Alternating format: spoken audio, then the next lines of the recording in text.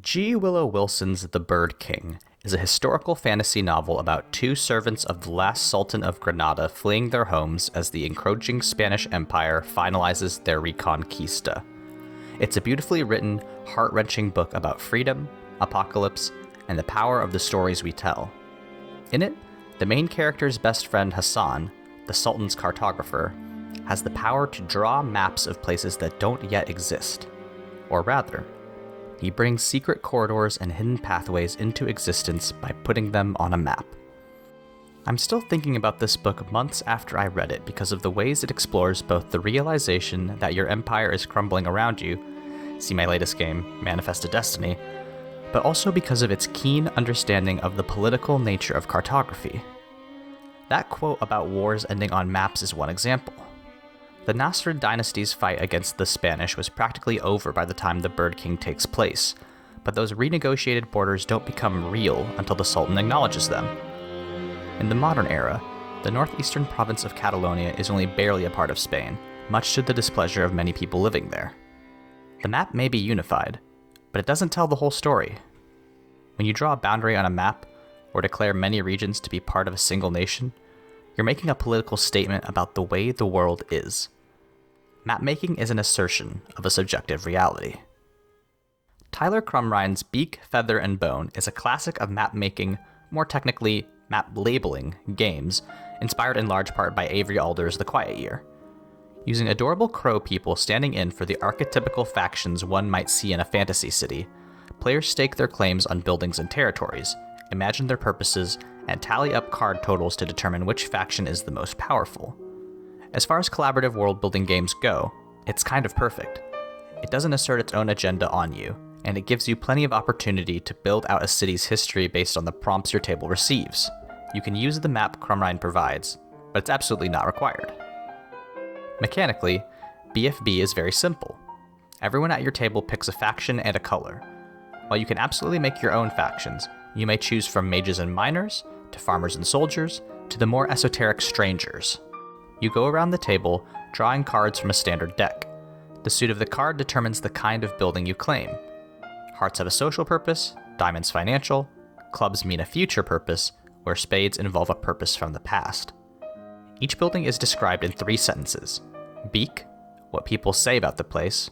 Feather, what the structure looks like on the outside. And bone, what it looks like on the inside.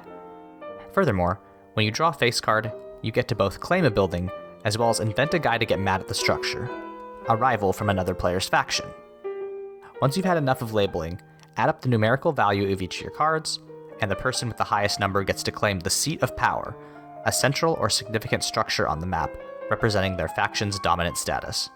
That's it. Now you've got a ton of lore for your characters to discover while you play a campaign in your city. However, there's something strange about Beak, Feather and Bone inherent in its design. Since you start with a pre-built map, your city is having purpose retrospectively assigned during play. In games like City Skylines, and also, well, the actual way zoning laws function, areas are pre-designated for a specific purpose. Commercial, residential, mixed use, medical, etc. Urban planning in BFB is not quite so structured. Because it is a collaborative game, you need to work alongside your fellow players to make the map make sense. This adds another dimension to the factions selected before play. Since each selected building is associated with a faction, which by and large is associated with a profession, you're inventing the economy, religion, and labor force around which your town was built before territorial lines are drawn. Furthermore, tying factions to specific buildings is an interesting choice because in theory, each faction's buildings would be clustered together in a convenient network. But in practice, I suspect players will have their territories scattered all around the map, making it impossible to tell where lines of influence actually extend. That's where Beak, Feather and Bone bleeds over from fantasy world building into the actual politics of cartography.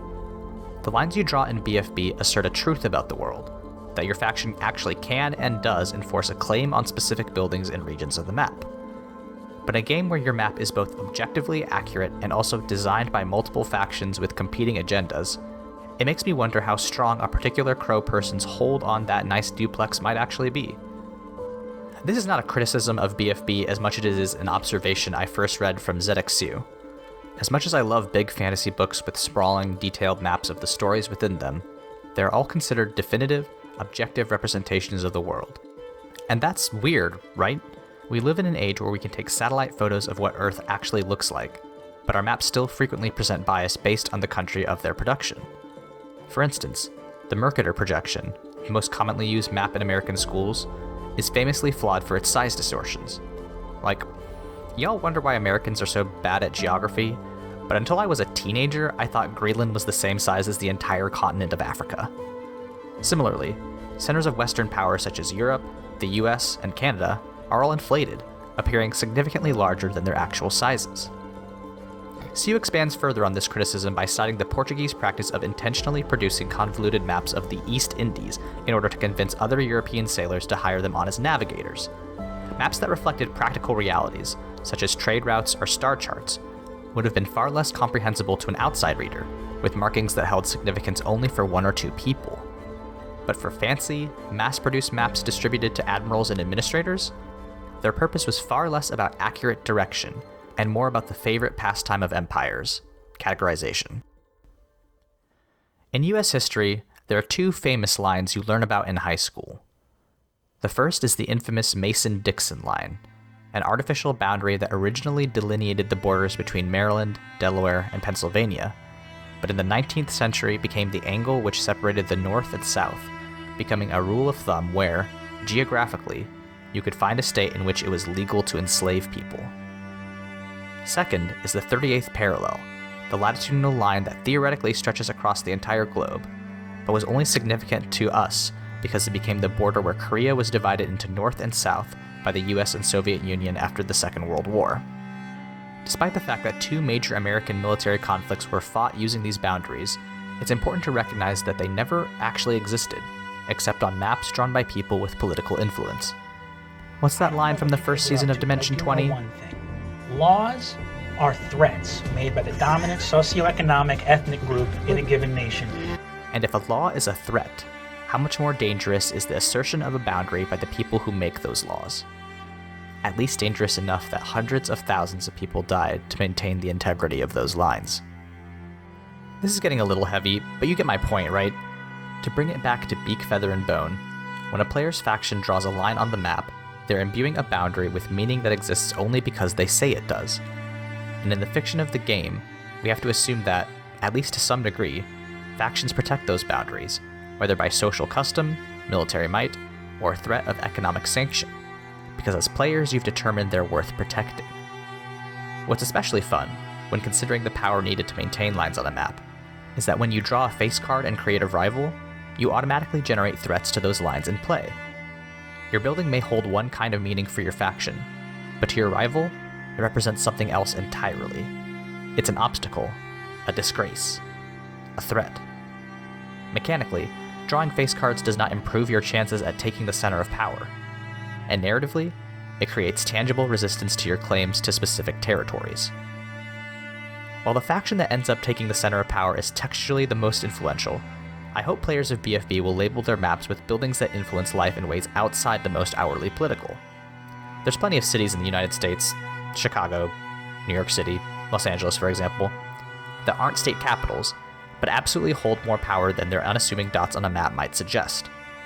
The mages might dominate your city's tallest tower, but if the farmers have a monopoly on food, they'll be a force to be reckoned with, no matter who claims to be in charge.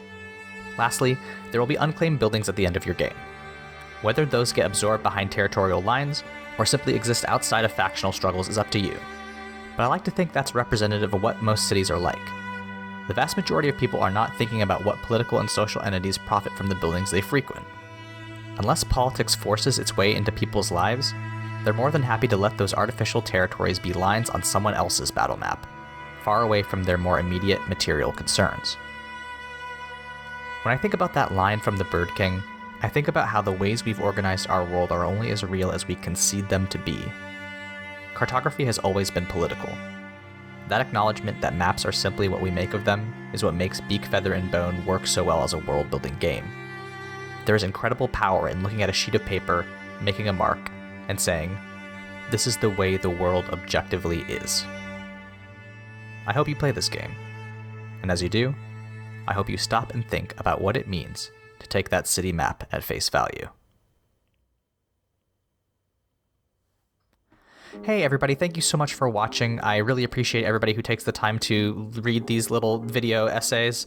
I put a lot of work into them, and I think the people who made the games put a lot of work into them. I really recommend Tyler Crumrine at Possible Worlds Games, just a phenomenal creator. Please check them out. Also, if you could tell people about my videos, I would love to get to 200 subs by the end of the year, so please recommend me to people. If you want to find more of my work, I'm at AaronXXL on Twitter, where I tweet about tabletop RPGs, health policy, and writing. I also do 2 podcasts. The first is at Mortified Pod, where me and my friend Layla do critical media analysis. We just talk about the secret of Nim and what we love about 80s storytelling and animation. I also do another show at The Bible Boys, where me and my 2 ex-evangelical friends, Michael and Josh, talk about Christian media. We're about to round out our spooky season by discussing the Blair Witch Project. So if those seem like something you might be interested in, please check us out. Thanks again for watching. I hope to have another video out in about 2 weeks, this time about Kara Ascension's exquisite biome, which I've very much been looking forward to. So until then, see ya!